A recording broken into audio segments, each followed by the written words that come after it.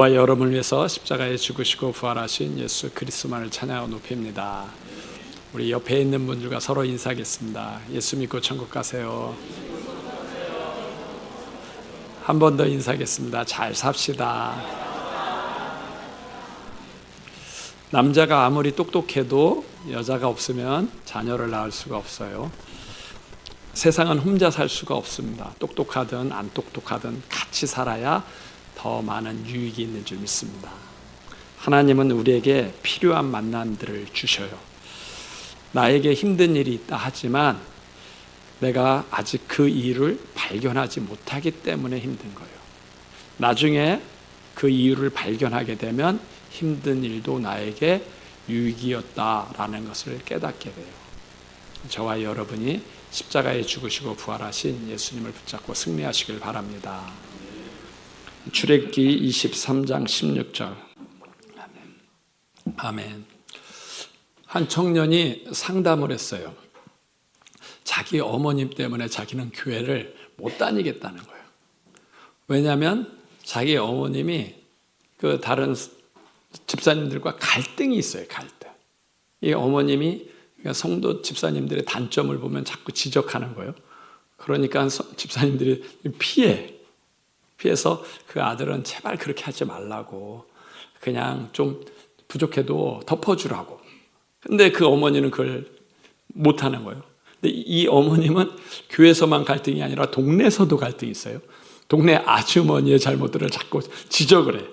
그러면서 본인은 바른 말을 해야지 속이 편하다는 거예요. 아이가 길 가다 휴지를 버리면 그 아이를 꼭 불러. 얘야, 휴지를 버리면 안 되지, 주워야지. 그럼 어떤 학생은 아예 잘못했어요 하는 학생도 있는가 하면, 어떤 학생들은 화를 내면서 왜 이러냐고 욕을 하면서 가는 학생도 있으니까 이 아들 입장에서는 답답한 거예요. 그렇게 좀 하지 않았으면 좋겠다. 그런데 그럼 교회 생활 하다 보면 좀 긍정적인 말하고 부정적인 말을 하지 않아야 되는데 입에서는 자꾸 원망과 불평과 나오니까 이 자녀가 생각하기를 우리 어머니 예수 믿는 거 맞나? 예수 믿는데 왜 바뀐 게 없어? 10년, 20년 믿어도 왜 바뀐 게 없지? 라고 이제 갈등이 생기는 거예요. 어머니 때문에 같이 교회는 못 다니겠어요. 다른 교회를 찾아보려고 해요. 우리도 세상에 나가면 그런 갈등이 생겨요. 세상에서 집사님이라고 하고 권사님이라고 장로님이라고 해요. 그런데 그의 모습을 보면 세상 사람과 똑같을 때가 있어. 그러니까 믿는 우리가 시험 들 때가 있단 말이에요. 아니, 저분들은 정말 예수님 믿는 거야? 믿는데 왜 이렇게 성격이 안 바뀌지? 왜 저렇게 욕을 잘해? 세상 사람들과 왜 똑같아? 라고 해요. 과연 예수님 믿는 건가 하면서 이제 고민이 되죠. 그것은 예수님을 믿는 건 맞습니다. 근데 그분들은 아직 옛사람의 옛마음으로 살아서 그런 거예요. 저와 여러분이 태어났어요. 태어날 때 우리가 타고난 성격이 있어. 그 타고난 성격이 내 건 줄 알고 그대로 살면 그게 옛사람의 옛마음으로 사는 거예요. 성경에는 아주 놀라운 얘기를 했는데 새 마음을 가지라는 거예요. 새 마음. 새 사람의 새 마음을 가지라. 그러니까 마음이 하나만 있는 게 아니라 또 다른 마음도 있다는 거예요. 새 사람의 새 마음을 가지라. 그게 성령 충만이라는 거예요. 쉽게 얘기하면 성령 충만해야 새 마음을 가져요. 그 어머니도 아마 부흥회나 기도 집회 이런 데 가서 이제 기도할 때는 성령 충만을 받을 거예요. 그러면 회개가 돼. 회개가 돼가지고 내가 다른 사람의 허물도 좀 있어야지, 덮어줘야지 하는 마음이 생긴단 말이에요. 그 마음이 뭐예요? 성령 충만할 때 생겨요. 그런데 이 성령 충만이 항상 계속되는 거 아니거든요. 이 성령 충만이 또 안 충만, 반이 충만하고 바닥이 될 때가 있어요. 그때는 다시 뭐가 나와요? 근데 옛사람의 옛마음이 나오는 거예요. 옛마음이 나가지고 지적하게 되고 혈기내게 되고 그러죠. 그러니까 성격대로 사는 거예요. 저도 제 성격이 그다지 좋아하지 않아요. 근데 이 성격을 내가 선택한 건 아니잖아요. 그 청년의 어머님은 다른 사람의 잘못이 잘 보이는 거야. 그리고 자기의 잘못이 안 보여요. 근데 저는 정반대예요. 나는 다른 사람의 잘못은 덜 보여. 근데 내 잘못이 잘 보여. 내 잘못. 그래서 어떤 일을 잘못하고 나면 늘 후회해. 나를 스스로 자책을 해. 그때 내가 왜 그 말을 했을까? 그 말을 하지 말았어야 되는데. 그때 왜 내가 그 일을 했을까? 그 일을 하지 말아야 된다. 그러니까 스스로 내 마음을 갈고요, 갈고. 그리고 나를 자꾸 원망하고 후회하고 하면서 또 미래가 불안하고. 이게 내 성격이에요, 내 성격. 나도 이 성격을 내가 선택한 게 아니거든요. 태어나면서 타고나면서 갖고 온 선택이에요. 저희 아버님이 작년 코로나 때 소천하셨어요. 소천하셨는데 코로나 걸려서 격리 기간까지 다 했어요. 다 하고 이제 괜찮다고 해가지고 퇴원했는데 그게 악화가 돼가지고 돌아가셨거든요. 근데 그 잘못이 내 잘못 같아.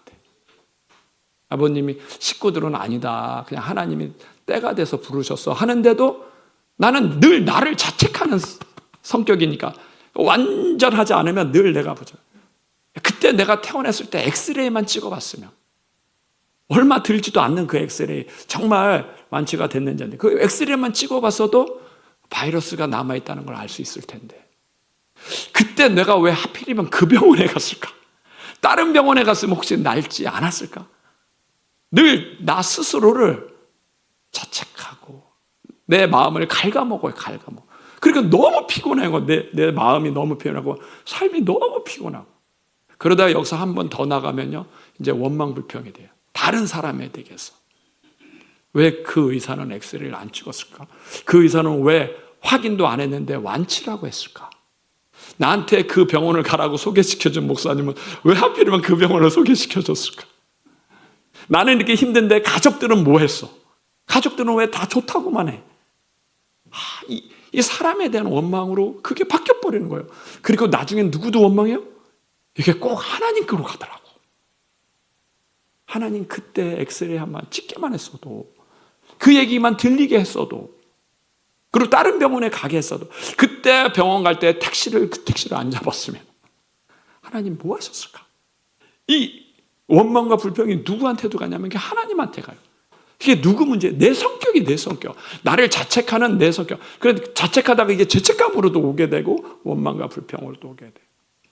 근데 성경에는요. 내가 왜 그렇게 생각하는지 알았어. 하나님이 그건 네 옛사람의 옛마음이라는 거예요. 네 스스로를 갈구고 네 스스로를 채찍질하면서 하는 건 하나님이 원하는 게 아니라 너의 옛사람의 옛마음이다. 하나님은 그래서 우리에게 뭐요? 새 마음을 가지라. 새 마음을 가지라는 거예요. 새 마음을 주겠다는 거예요. 이게 놀라운 사실인 거예요. 저와 여러분의 마음이요. 지금 우리가 가진 마음이 이게 전부 다가 아니에요. 주님이 원하는 마음이 있는데 이 마음이 아니라 새 마음이 있어요. 새 마음. 에스겔서 36장 26절 한번 보여주세요. 26절 27절 말고 바로 그의 26절 우리 같이 읽겠습니다. 또 새 영을 너희 속에 두고 새 마음을 너희에게 주되 너희 육신에서 굳은 마음을 제거하고 부드러운 마음을 줄 것이며. 아멘. 놀라운 말씀. 내가 또 새 영을 너희 속에 새 영을 너희서 새 마음을 너희에게 주고 옛 마음이에요? 새 마음이에요? 새 마음을 준다는 거예요. 그러면서 육신의 굳은 마음을 제하고 굳은 마음은 옛 마음이거든요. 옛사람이 가졌던 그걸 없애고 부드럽게 해주겠다는 거예요. 저 새 마음이 뭐냐면 쉽게 얘기하면 성령 충만이에요. 갈라디아에 보면 성령 충만에 하면 성령 충만의 9가지 열매 사랑과 희락과 화평과 온유와 자비와 양성, 충성, 절제 이런 마음이 새 마음이에요. 새 마음. 그게 성령 충만하면 오는 마음이에요. 마음이 내 생각대로 잘 되나요? 안 되나요? 성격이 내 생각대로 잘 되나요? 안 되나요? 잘 안 돼요. 그 학생들도 담배 피면 안 된다는 거 알잖아요. 그래서 몰래 어디서 펴요? 화장실에 가서 몰래 펴요. 왜 화장실에서 가서 몰래 펴요? 학생은 담배 피면 안 된다는 걸 아는데 마음은 피고 싶어. 그러니까 대놓고는 못 피고 걸리면 안 되니까 몰래 가서 피는 거잖아요. 몰래. 마음이 이긴 거예요? 생각이 이긴 거예요? 학생은 담배 피면 안 돼. 근데 이 생각이 그걸 마음이 이기니까 몰래 하는 거예요. 그런데 그 마음은 옛 마음이야. 근데 성령의 열매 중에 절제가 있어요. 새 마음의 열매 중에 절제가 있어요. 절제가 오면 담배 피우는 마음이 끊어질까요? 안 끊어질까요? 그래서 중독이 끊어지는 거예요. 중독은 무엇으로 끊어져요? 절제로 끊어져요. 근데 이게 절제하려면 옛 마음 갖고는 안 되는 거예요. 이게 새 마음이 와야 되는 거예요. 성경은요, 저와 여러분이 새 사람이라 그래요. 새 마음은 새 사람이 갖는 거거든요. 보라, 이전 것은 지나갔으니 보라, 새 것이 됐다. 고린도후서 5장 17절 한번 보여주세요. 고린도후서 5장 17절 우리 같이 읽겠습니다. 그런즉 누구든지 그리스도 안에 있으면 새로운 피조물이라. 이전 것은 지나갔으니 보라, 새 것이 되었도다. 네, 저와 여러분이 예수님을 믿어요. 누구든지 그리스도 안에 있으면 새로운 피조물이라. 옛사람이 아니라 이제 새로운 피조물이 됐다. 이전 것은 지나갔으니 보라, 새 것이 됐다. 옛날 거 다 지나갔어. 이제 다시 하나님의 자녀가 됐어. 그럼 이전 것은 뭐고 새 것은 뭐죠? 물론 여러 가지지만 우리의 이전 것, 옛 마음은 지나가고 보라, 새 것이 됐다. 새 것이 되었는데 그럼 마음이 새로워져야지. 마음이 새로워야지 새 것이 되는데 신분은 새 것인데 마음이 옛날 것이니까 우리는 갈등하는 거예요. 자꾸 눌리는 거예요. 그래서 우리가 예수 믿고 하나님의 자녀가 됐으면 이제 우리의 마음도 새 마음이 돼야 될 줄 믿습니다. 새 마음이 돼야 돼. 그럼 새 마음은 어떻게 되는 거예요? 이 새 마음을 성령 충만이라 그래요. 성령 충만. 하나님의 자녀가 됐으니까 성령 충만. 성령 충만을 하려면 세 가지를 해야 돼요. 찬양, 기도, 말씀. 나는 왜 교회에서 어렸을 때부터 다녔잖아요. 교회에서 하는 건 거의 찬양과 기도와 말씀. 찬양과 기도와 말씀을 한꺼번에 하는 게 예배예요. 예배 드리면 찬양과 기도와 말씀. 교회는 거의 찬양과 기도와 말씀인데 왜 그렇게 찬양과 기도와 말씀을 그렇게 많이 하는지 이제 알았어요. 그래야 성령 충만하고 우리의 마음이 새 마음이 되는 거예요. 옛사람의 마음이 없어지고 새 마음이 되기 때문에 성령 충만할 수 있어요. 우리의 마음이 바뀌는 건요, 찬양과 기도와 말씀. 그 어떤 것이라도 찬양과 기도와 말씀할 때 새 마음이 되는 줄 믿습니다. 성경에는요, 두 가지 마음을 피하라 그랬어요. 그래서 구약에는 원망과 불평하지 말라. 그 신약에는 판단과 정죄하지 말라 그랬어요. 구약에는 원망과 불평하는 사람이 누구냐? 저와 같은 성격. 늘 갈등하고 불안하고 초조하고 그러면서 안 되면 나 스스로를 자책하고. 그러니까 저는 어느 정도냐면 늘 갈등을 해요. 갈등. 이렇게 교회 오면요, 딱 1층에 오면 엘리베이터가 있잖아요. 엘리베이터를 탈까? 계단으로 갈까? 운동하려면 계단으로 가야 되는데 빨리 편하게 하려면 엘리베이터 타야 된다. 근데 내가 계단을 선택했어요. 계단을 선택하면서 꼭 뭐예요? 후회를 해요. 아, 엘리베이터를 탈 걸. 그 다음에는 또 와가지고 엘리베이터를 탔어요. 그러면 또 뭐예요? 후회를 해요. 그래도 걸어갈 걸, 운동 삼아. 무슨 선택을 해도 항상 후회를 하. 선택을 하면 그쪽으로 가야 되는데 만약에 반대 걸 선택하면 어떡할까? 그건 뭐가 더 좋을까? 어떤 게 더 유익일까? 그 1%의 차이를 놓고 늘 갈등하는 게. 그러니까 원망 불평이 오는 거예요. 그게 내 성격이 내 성격. 그래서 구약은 원망 불평하지 마라. 신약은 뭐요? 판단 정죄하지 마라. 다른 사람의 잘못이 보이고 내 잘못이 안 보여도 다른 사람의 잘못을 지적하지 말라는 거예요. 다른 사람의 잘못보다 내 잘못이 더 크니까 덮어. 그 마음이 옛 마음이야, 옛 마음. 성령 충만해서 새 마음을 가져라. 우리가 성령 충만하고 새 마음을 가지면 특징이 뭘까요? 특징이 감사예요. 새 마음의 특징은 감사입니다. 오늘 추수감사절이에요. 우리가 출애굽기 23장 16절을 했어요. 여기 맥추절을 지키라, 수장절을 지키라. 원래 절기는 7개 있는데 그걸 줄여서 큰 절기로 하면 3대 절기, 유월절, 맥추절, 수장절. 근데 이 세 가지 중에 감사절이 2개나 있는 거예요. 유월절이 있고 맥추, 감사절, 추수, 감사절. 그러니까 3분의 2가 주님이 원하는 게 감사라는 거예요. 감사. 성도의 기본 마음은 감사라는 거예요. 새 마음의 기본 마음은 무조건 감사라는 거예요. 감사. 그래서 성경은 우리에게 뭐래요? 항상 기뻐하라, 쉬지 말고 기도하라, 범사에 감사하라. 감사가 성도의 기본 마음이다. 내 인생에 신호등이 있어요. 내 마음의 신호등이 있어요. 그게 바로 감사예요. 내가 감사를 잊어버렸을 때는 내 마음이 노란불이 켜졌구나. 굳어져 가고 싶구나. 주님이 굳은 마음을 제하였는데 그랬는데 내가 마음이 점점 굳어져 가는구나. 근데 거기서 조금 더 지나서 감사가 안 되고 이제 원망과 불평이 되면 내 마음에 빨간불이 켰다는 거예요. 마귀가 나를 공격하는구나. 내 삶에 문제가 오기 시작하겠구나. 원망, 불평하면 관계가 깨지는 거예요. 관계가. 가족 간의 관계가 깨지고 그 다음에 개인 간의 관계가 깨지고 다른 사람의 문제가 아니라 내가 하는 원망, 불평 때문에 그게 빨간불이 들어오는 거예요. 근데 어떤 상황 속에서 내가 감사가 늘 넘치면 그거는 파란불. 내가 지금 잘 살고 있어 라는 거예요. 감사가 우리 마음의 신호등이에요. 신호등. 내가 감사를 회복하나 안 하냐. 목사님, 감사할 게 있어야지 감사하죠. 내 삶을 보세요. 내 형편 원하는 대로 된 거 하나도 없습니다. 추수감사죠. 추수할 게 있어야지 감사하죠. 여러분 회사에서 퇴직당했는데요. 아무것도 안 한대요. 뭘 감사합니까? 추수감사절은 뭔가를 얻어서 감사하고 뭔가를 잃어서 감사 안 하는 게 추수감사절이 아니에요. 추수감사절은 무엇을 얘기하냐면 저와 여러분이 천국 백성임을 감사라는 거예요. 추수감사절은 나중에 알곡을 걷어가지고 어디에 넣냐면 곡간에 넣어요. 곡간에 저장해요. 주인의 곡간에 들어가는 것처럼 저와 여러분이 이 세상에 살다가 알곡 성도로 살다가 나중에 어디로 가는 거예요? 하나님의 곡간인 천국에 간다는 거예요. 왜냐하면 이 추수감사절의 의미가 너무 감사한데 이걸 다른 말로 수장절이라 그래요. 딱 절기를 하고 나서 그 다음에 이 사람들이 어디 가냐면 광야로 가.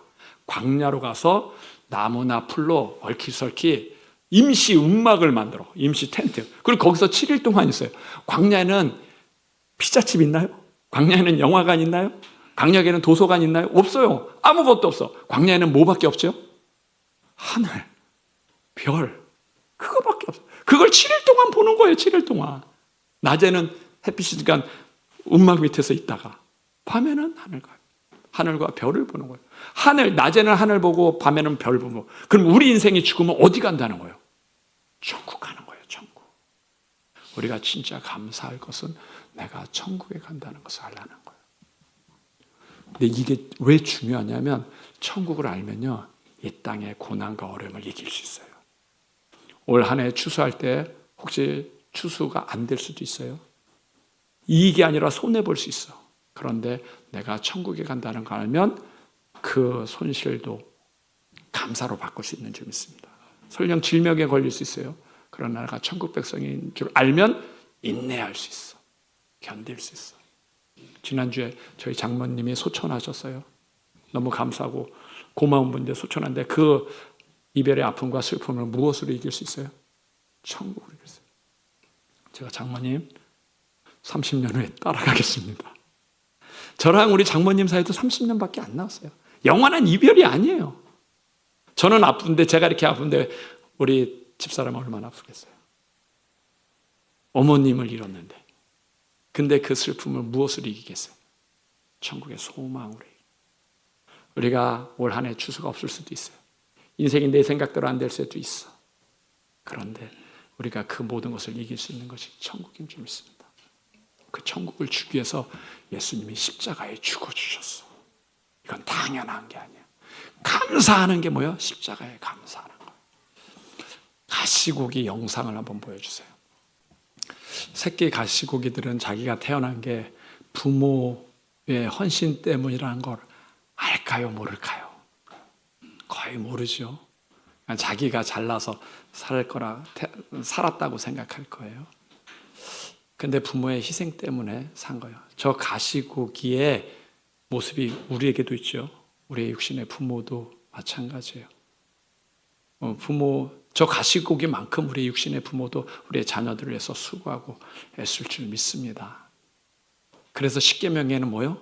제옥임, 내 부모를 공경하라. 내 부모. 자식들은 몰라요.